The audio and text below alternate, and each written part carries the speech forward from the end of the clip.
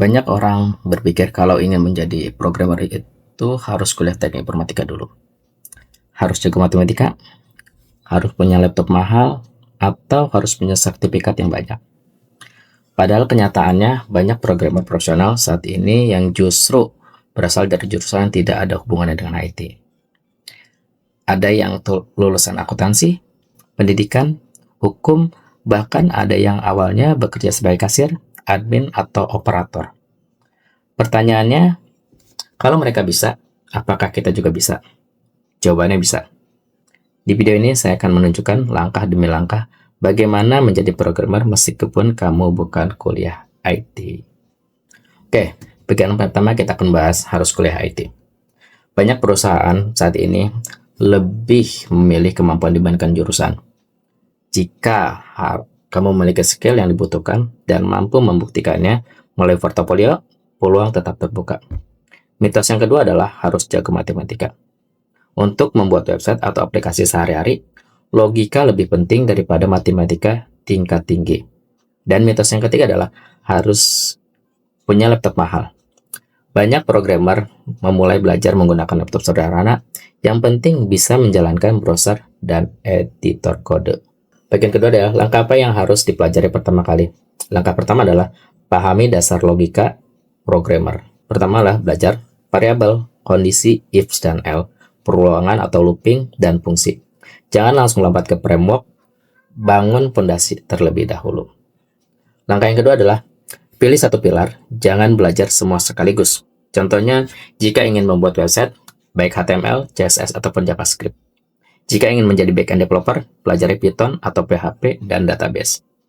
Atau jika ingin masuk AI, pelajarin Python, data processing, fokus pada satu jalur sampai benar-benar paham. Dan bagian yang ketiga adalah kesalahan terbesar formula. Yang pertama adalah 1. Terjadi banyak menonton tutorial. Yang kedua adalah taruh scaling, pilih bahasa pemrograman. Yang ketiga adalah takut membuat proyek. Yang keempat adalah menunggu merasa siap. Padahal cara belajar terbaik adalah belajar, praktik, error, cari solusi, dan ulangi. Error adalah bagian dari proses belajar programmer. Oke, bagian keempat adalah roadmap 6 bulan menjadi programmer. Bulan pertama, belajar dasar coding. Itu tadi ya, targetnya adalah variable, if, else, looping, dan function. Bulan kedua adalah membuat proyek sederhana, yaitu membuat kalkulator, to-do list, landing page. Dan bulan ketiga adalah belajar Git atau GitHub. Itu udah upload project ke GitHub ya. Bulan keempat adalah membuat proyek yang lebih kompleks. Contohnya, website portofolio, sistem catatan, aplikasi kasir sederhana. Dan bulan kelima adalah baru masuk ke belajar framework. Contohnya kita bisa mempelajari Laravel, React, ataupun Django. Bulan keenam adalah mulai melamar, baik itu menjadi freelance, atau internship, ataupun junior developer. Oke, bagian kelima yang dilihat recruiter adalah yang pertama, banyak pemula yang berpikir recruiter melihat ijazah terlebih dahulu. Padahal seringkali yang lebih diperhatikan adalah portofolio, kemampuan problem solving, kemampuan belajar, dan komunikasi.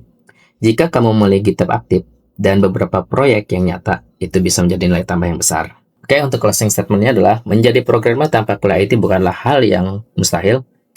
Yang membedakan orang berhasil dan yang bukan jurusannya, tapi konsistensi untuk terus belajar dan bangun proyek.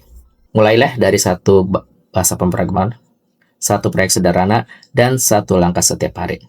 Karena setiap programmer profesional yang kamu lihat hari ini pernah menjadi pemula yang bingung mulai dari mana.